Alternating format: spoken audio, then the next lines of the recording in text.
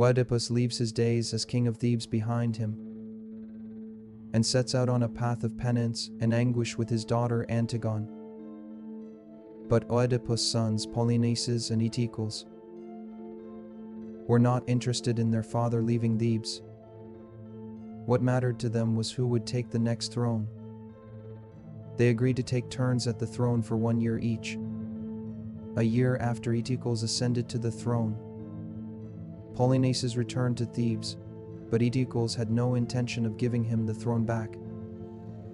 Polyneices, angered by Eteocles' behavior, decides to usurp the throne. But that's when Polyneices makes a choice he shouldn't make. Polyneices leads the army of Argos into his homeland, with the sole intention of becoming king of Thebes. The brothers' war was fierce, but when they killed each other, no one could ascend to the throne, and the feudal war came to an end. Laodamas, son of Eteocles, would then take the throne, but since he was still young, Creon, the brother's uncle, would become regent. Creon, as regent, gives the deceased Eteocles a grand funeral, but declares Polyneices a traitor for attacking his country by bringing in the armies of other nations to claim the throne. So no one is allowed to bury the body, and it is left on the side of the road. By law, do not take this traitor's body. If anyone takes his body, I will stone him to death. Greeks were afraid of being exiled from their homeland while alive and afraid of not making it to the underworld while dead. This was one of the unwritten rules that the gods gave to humans in the beginning, as they believed they could only find rest by going to the underworld, ruled by Hades, after being buried. However, Creon sought to establish the beliefs and discipline of the state by having Polyneices, who had betrayed his country, suffer the punishment prescribed by the state. Meanwhile, when Antigone hears that her father, Oedipus, is dead, and her 2 brothers are at war, she rushes to Thebes. But the brothers have already killed each other, and Polyneices has become a traitor to his country. Antigone looks at Polyneices abandoned in the field and mourns the curse that has been placed on her family.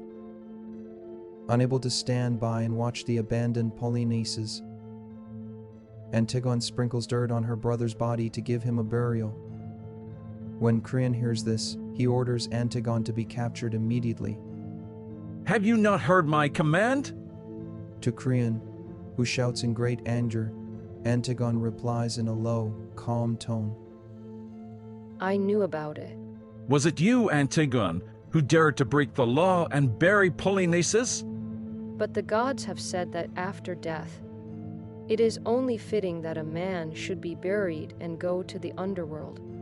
You and I are mere mortals, and we have no right to violate the unwritten laws of the gods. I was only trying to save my brother's soul. I am talking about the laws of this country. If you, the princess of this land, break the laws because they are your family, who will follow them? Antigone's words enrage Creon even more, and he locks her alive in the family tomb at Laodicos. Creon intended to have Antigone, who had broken the law, die there as well. At this point, the prophet Teiresias, who has been observing the situation, visits Creon. You're doing 2 things wrong right now. You're keeping the dead from dying, and you're keeping the living locked up with the dead. If you don't fix these things right away, your family will all die. Creon was not swayed by Teiresias' words. He had the conviction that, as the leader of a country, he had to uphold the law.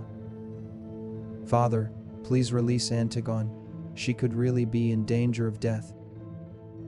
Haman, Antigone's fiancé and son of Creon, pleads for her release. Even at his son's request, his convictions were steadfast, and he never changed his mind about his beliefs. Meanwhile, trapped in her tomb, Antigone was deeply saddened by all the curses She and her family had been subjected to and unable to overcome her grief. She eventually committed suicide by hanging herself in her tomb. Upon learning this, Haman, enraged that his father had driven his loved one to his death, attempts to stab his father, Creon, to death, but fails and kills himself with the knife he was carrying.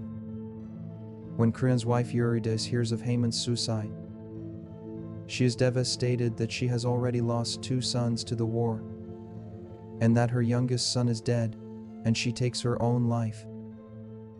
Creon is devastated by the suicides of his family members that follow. He tried to uphold the laws of the land and his own beliefs, but his overconfidence caused him to stop listening to those around him, and the consequences were devastating.